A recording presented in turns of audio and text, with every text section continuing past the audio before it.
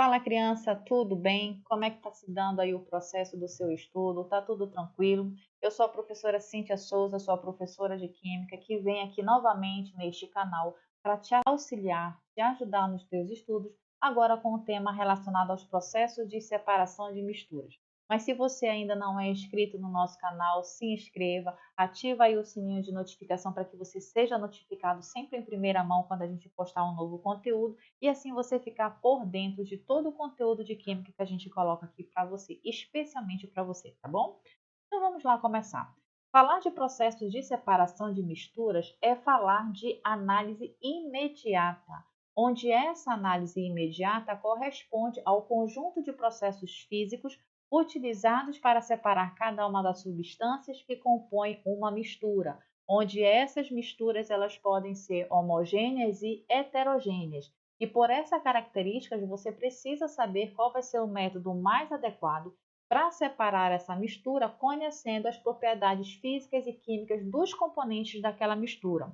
Por isso eu trago para você aí na sequência dos slides, dois beckers, dois copinhos de vidro, onde você percebe no primeiro que você tem substâncias tanto no estado líquido quanto no estado sólido, e já no segundo becker, no segundo copinho de vidro, na sua segunda imagem, você tem duas substâncias que estão exatamente no estado líquido. Para separar essas substâncias, você precisa saber qual é o melhor processo de separação dessas misturas.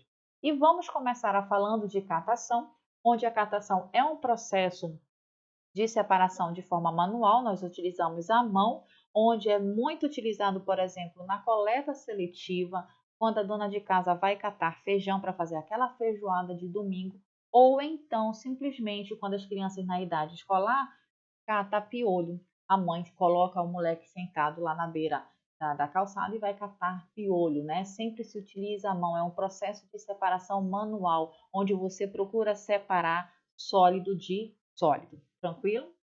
Depois temos o processo de ventilação, que é um processo de separação também entre duas substâncias sólidas, porém uma delas é mais leve do que a outra, e a mais leve sempre vai ser separada através de uma corrente de ar. Isso acontece, por exemplo, quando a gente torra aquele amendoim gostoso em casa e a gente quer separar as cascas desse amendoim torrado. A gente utiliza o quê? A corrente de ar para fazer com que a casca voe para bem longe. Depois temos o processo de levigação, onde ocorre a separação de um sólido e líquido através de uma corrente de água. Aí a imagem para você, lhe dando a ideia mais ou menos de como é feita essa levigação, onde este processo de separação de mistura também acontece nos garimpos, né? Quando os garimpeiros ali encontram a pepita de ouro e eles lavam na bateia através da corrente de água do rio mais próximo que existe lá na região deles.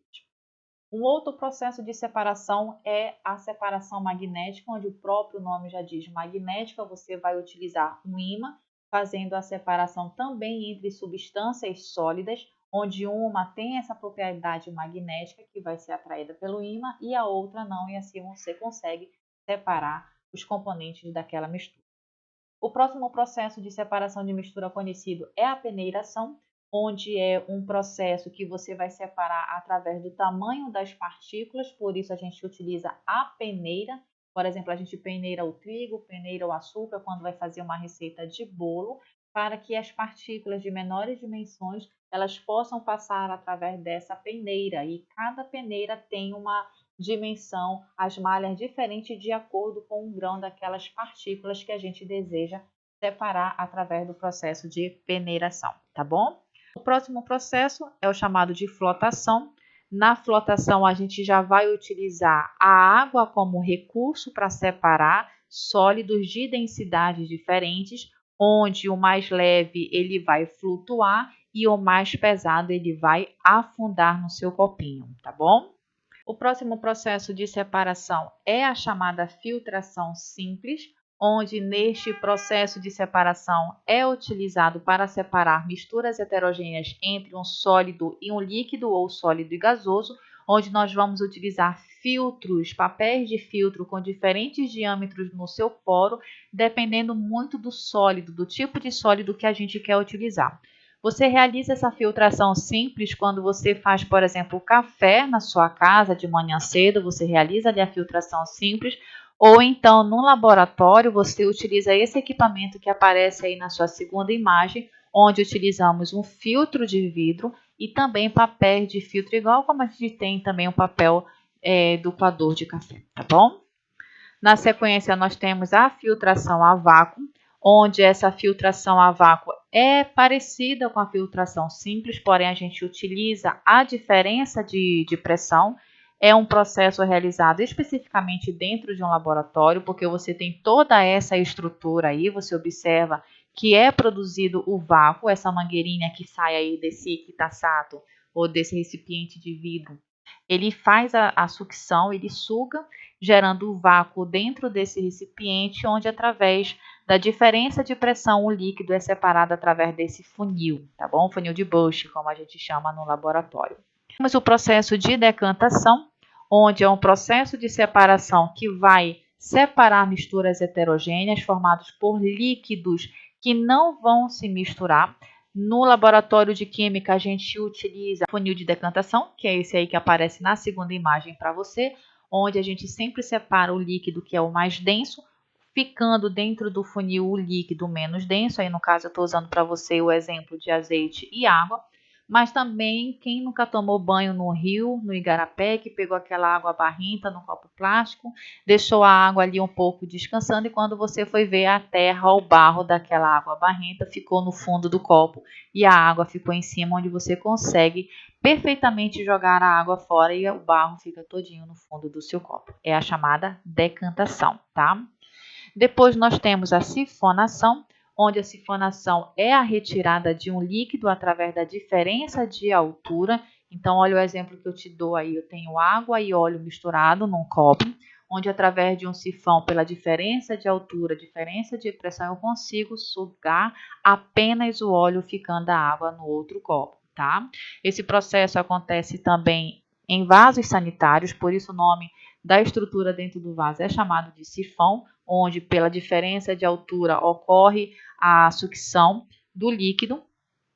E também você conhece esse processo muito bem no desenho lá do Pica-Pau, onde ele consegue roubar, furtar combustível do carro do seu Leôncio, sugando, né, o combustível pela diferença de pressão. O combustível está num tanque mais alto e o recipiente que ele vai recolher no ponto mais baixo, aí ele realiza o processo da sifonação, tá? Então, é a retirada de um líquido.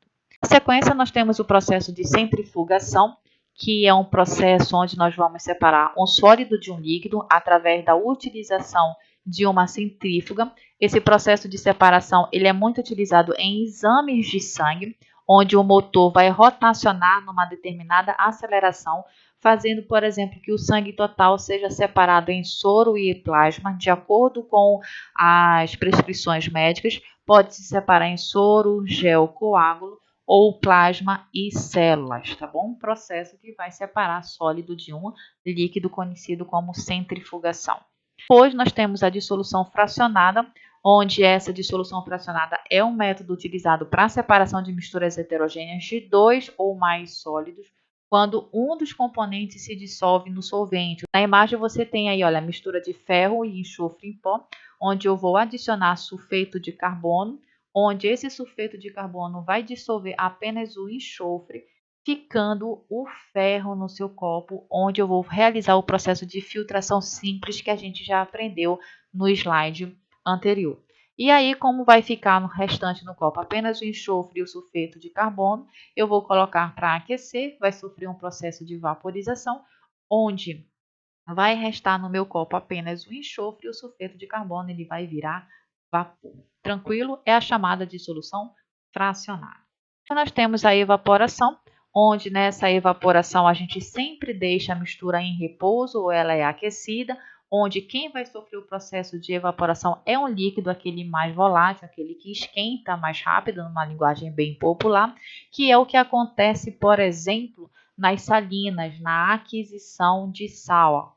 A água do mar é recolhida dentro desses tanques aí, e conforme a água vai evaporando, vai ficando apenas o sal que é recolhido e produzido para utilizarmos em nossa cozinha, tá bom? Depois nós temos a destilação simples, onde ocorre a necessidade de separar misturas homogêneas formadas por sólidos e líquidos com diferentes temperaturas de ebulição. Isso é importante, a destilação só vai separar substâncias com diferentes temperaturas de ebulição, onde sempre aquele que aquece mais rápido consegue ser recolhido através de um condensador. Então, você observa toda essa estrutura aí, mas o que eu quero que você entenda dessa destilação simples é que ela ocorre pela diferença das temperaturas de ebulição.